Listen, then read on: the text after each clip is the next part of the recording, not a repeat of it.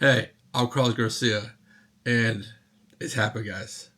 I got some free samples from a distillery. Awesome. So, on one of my earlier videos, when I was like ranking my top 25 before I actually did the blind tournament, a gentleman named Tom Morrow commented, "It's like, I want to send you some samples." I'm thinking this is just some random person just want to send me random samples. Turns out he's a brand ambassador for Limestone Farms, and he sent me samples of all six of their bourbons that they have. Now, so we're gonna review them and see how they are. Now, I have seen some reviews like at the end of last year on this. Um, I never got to try any of this stuff before. I know we're basically going in price order, which is also basically proof order, and the increase in age makes sense, right? Higher the higher the cost, the higher the age. So the first one is this one, and I'm not even gonna try to show you these little things. I'll put on like actual pictures from their website, but that's the Bloodlines Heritage 6 year. It's 92 proof, and it's the cheapest offering at $38.99. And that one and a couple other ones I saw on Bourbon Outfitters. That's like I think their official retailer. But I found some of these other ones like on Wine, Total Wine, and Keg and Barrel to get some pricing. Anyways, we'll go through that as we go.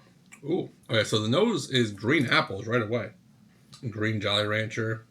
So it's like that green apple and sweetness together. It's a little bit of oak. A nice nose. Nice delicate green appley nose. So the second one is the Bloodlines Gray Label.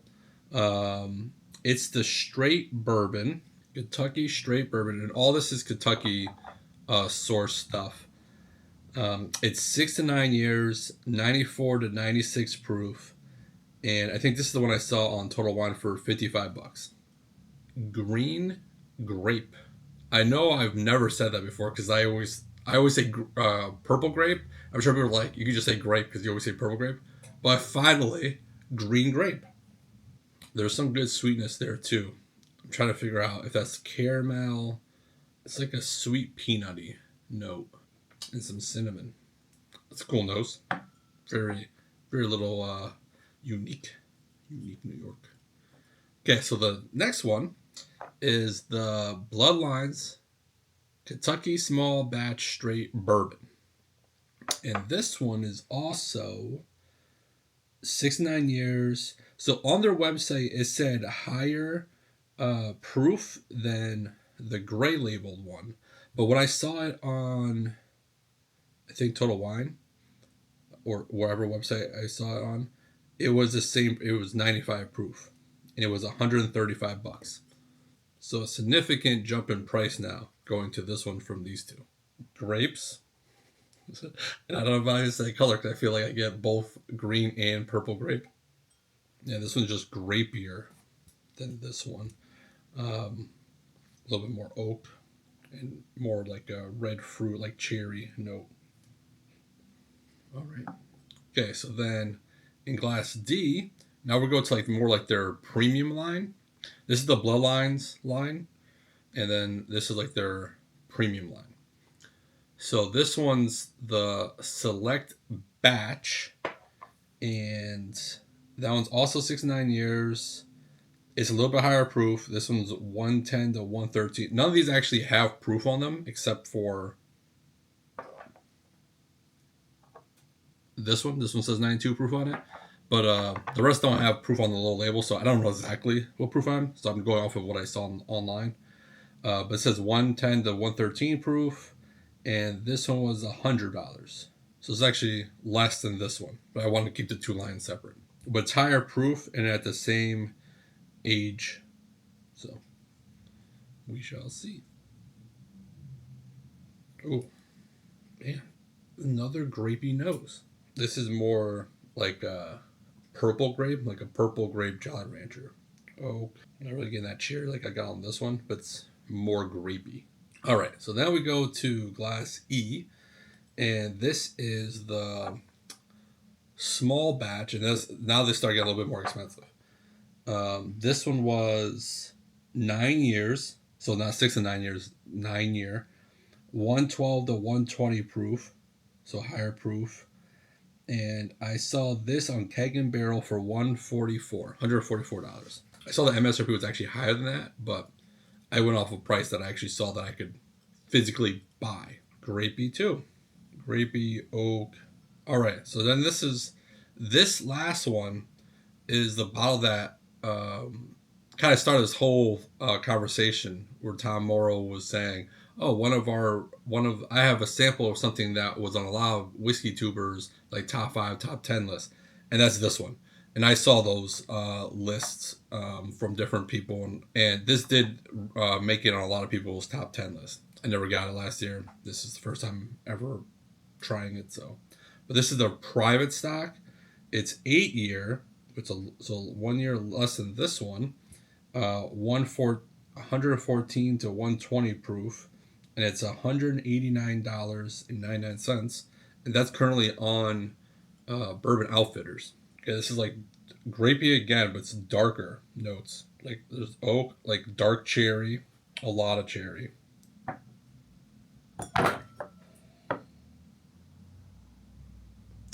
Son of a gun. Damn it! Oh boy. My notebook's gonna smell nice. Man. That's cool. Alright. Let me pour a little bit more since I knocked it over. Okay. Well, at least it was the cheap one. Alright. Let's get in the palate before I cross more destruction. It's peanutty for sure. Shoot, for under $40, that's good. It's peanutty, it's sweet, it's green apples. Nothing off-putting about it. Man. That's good, especially for the price. I got some green Jolly Rancher on the palate and slight cherry and more peanut on the finish. The mouthfeel is good on it. Man, there is like a, trying to knock it a little bit. There's like a little, I want to say youthfully, kind of like a hayish note in there. But it's pretty good. That's pretty good. I like that. Okay, so let's go to the straight bourbon bloodlines. So this is one of those situations where I didn't really write down anything because it was just so good. And I was just trying to figure out different things. So definitely go first, like I said, I always but. So this one drank much proofier than this. Not much, but like you can definitely taste like the proof and spice in this one compared to this one. And I believe the proofs are, this is 92 for sure. This is 94 to 96. So it's not that proofier, but definitely has that spice backbone. But it's a very quintessential bourbon, like the oaks, the caramels, slight banana on the finish. So what's on my tongue right now. So the second sip on the palate, I got cherry. And on the finish, spice and green Jolly Rancher. There's definitely a lingering spice throughout the whole sip, which is good, and all the other flavors come in there. Still, it's a pretty long finish too. It's still going. That green Jolly Rancher note. It's pretty good too. So I got nutty, a little bit more nuttiness this time on the palate, and a little bit more oak on the finish. But that finish, man, it's going. Also good. I thought these were going to be not so good. I thought like honestly, I thought these are going to be really good and these were going to be okay. Especially these two because of the price point. But they're good. Man. All right. Let's go to the Bloodlines. This one's a little bit longer, right? Kentucky Small Batch Straight Bourbon. This one's the $135 one at 95 proof. Or higher. We'll see. Actually, I want to see if this tastes higher.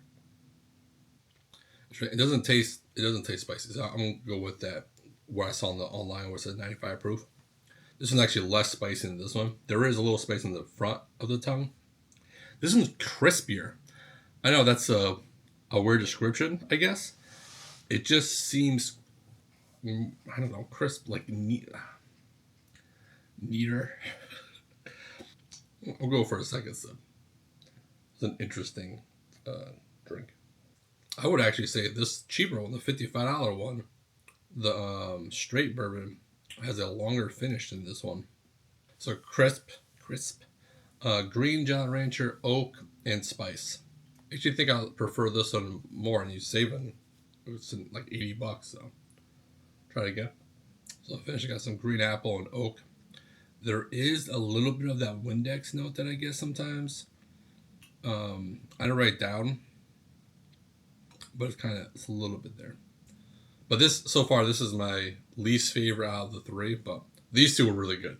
So let's go to the fourth one, which is the Select Batch. Now we're going to more of their premium line, even though this one's cheaper. This one's $100. 6-9 year, 110 to 113 proof.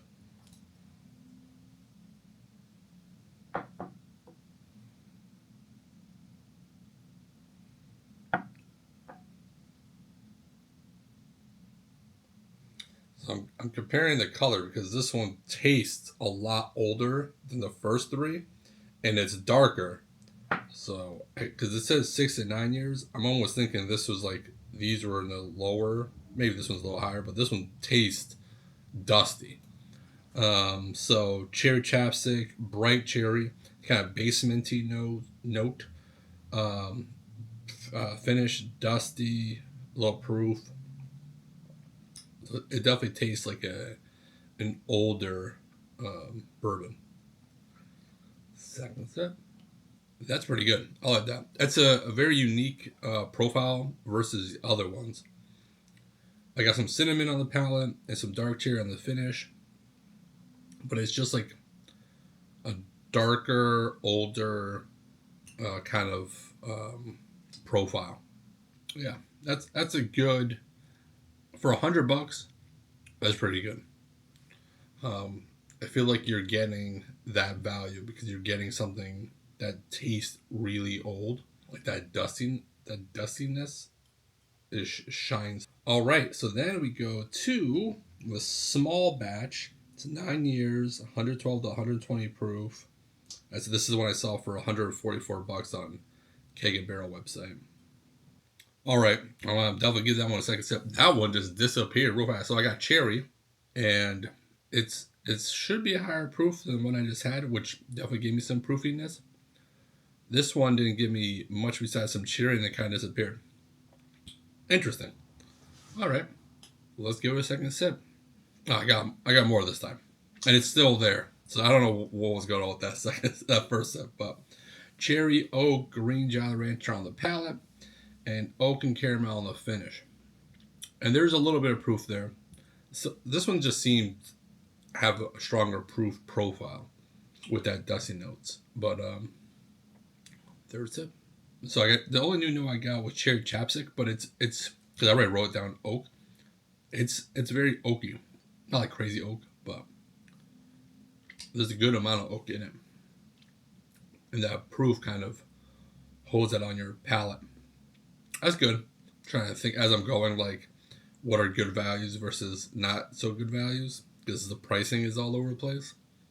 But let's go to so the lingering still going. You know, I trashed it on the first sip how it disappeared, but now wants to play it last longer. A little wet peanuts, which is an okay note. It's not the best. Not my favorite like ending note. Okay, now for real this time. The last one, the private stock 8 year, 114 to 120 proof. This is their most expensive one at $189.99. This is the one that won a bunch of people's like best of the year and stuff, like on their top lists. Okay, I can see why it's on people's top list. That was a wild ride, and I didn't write down half the stuff that was going on. It was definitely one of those that like flavors were just popping up all over the place, and you're just trying to figure out what it was, and it just new flavor came. But before I even get into that, one thing that makes this unique is the mash bill on it. Like it literally says like unique and rare mash bill, like on the marketing for all this bottle. But the actual mash bill is 90% corn, 10% honey, honeyed wheat, 10% honeyed malted barley, and 10% distiller's malt. Just want to let you guys know. In the description, I'll put like the link to their website. Part owners is like the NFL Hall of Fame quarterback Tim Couch. Like he's involved with it. So there's a whole backstory. So if you're interested in learning more about it, just click on the link and you'll learn all about it. So I was about to take a second sip. So dusty cherry oak spices. And I'll finish French oak green Jolly Rancher. Now I wrote French oak. Don't ask me why. My brain was telling me to write French oak, and I was like, what does this mean? I don't know what that means. Okay, I'm sorry, but it was something about it. It was some unique flavor that just hit me, and my brain's like, that's French oak, and I don't know what that means, but it is what it is. But this is really good. It's really good. Let's try to get some different notes this time. That's good. That is good. Okay, so I got red Jolly Rancher on the palate this time, and cinnamon toast crunch on the finish. And I think that's like that French oak note that I'm talking about. I think that's more like that cinnamony toast crunch.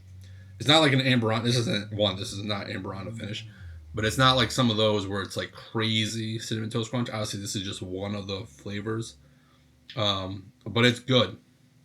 I don't know how they got it in there, but I like it. There's that.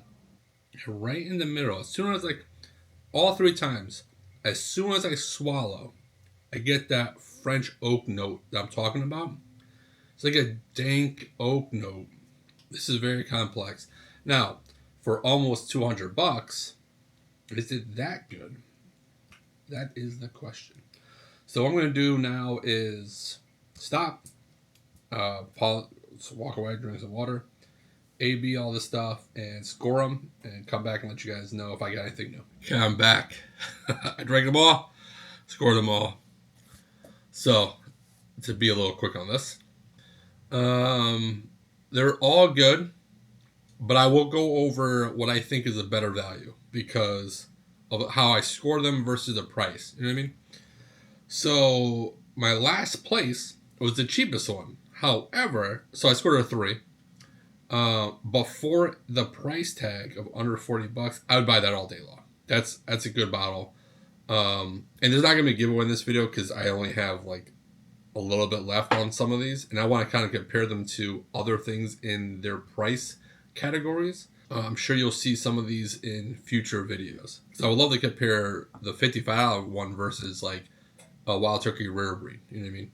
So going off of that, my second lowest scoring one was this one, the Bloodline Small Batch, which is $135, and I scored a 3.25. So this is one that I don't think. So I did get a new note on that. Ketchup. I've definitely never said ketchup for a tasting note or any kind of note ever before, but I got some ketchup-y notes, like ketchup packets. I don't know. But I scored a 3.25. It's not bad. All these were good. None of them had any kind of off-putting thing, but again, my scoring is 125, and 5 is the highest score, and the price doesn't impact the scoring. So for 3.25 at $135, I think that's not the best value. So good value, not so good value, and then the $55 one I scored a 3.5. So no new notes on that. I think that's a good value. So the first two at the $38.99 in the $55 ones, the Bloodlines Heritage 6-year and the Bloodlines Straight Bourbon, I think are good values. So then we get into their more premium lineup. I scored both these a 4. So one's $100. So the select batch is $100, and the small batch is $145. So I'd rather pay the $100 and have this than the small batch. And the only new note I got on the small batch was cinnamon on the palate. So it's going both 4. So I think that they're similar scored bourbons, but one's $50 more or $45 more. So I'd rather pay the $100 for this one, the select batch. Then we go to private stock, which is the most expensive one. at $190. That one, I score 4.25. It's my favorite one out of these. It's the most complex, has crazy different notes all over it. It's the one I had the most new notes, trying them again.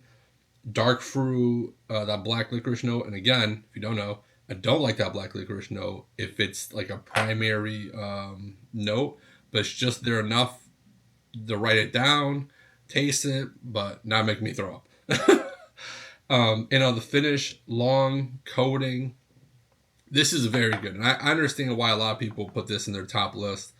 And I would love, and I have more than half the bottle left, so I'm definitely going to compare this to some of my favorites of last year, and see how it does in like a blind or something.